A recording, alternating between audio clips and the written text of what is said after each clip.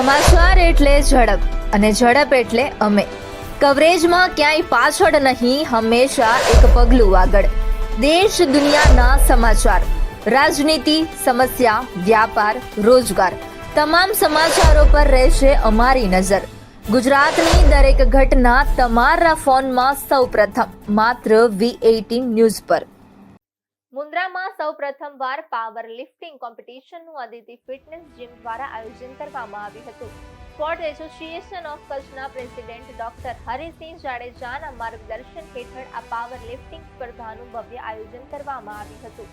સહયોગી દાતા સુલતાનભાઈ સુરકૈયા સ્પોર્ટર તરફથી ઇવેન્ટ સફળ બનાવવા સહયોગ અને પાણીની વ્યવસ્થા કરવામાં આવી હતી. ત્યારે ગીતા હોસ્પિટલના ડોક્ટર કુંદન મોદી દ્વારા કોઈ અનિચ્છનીય બનાવ બને તે માટે મેડિકલ સહાય, એમ્બ્યુલન્સ અને બેકઅપ ટીમ પૂરી પાડવામાં આવી હતી.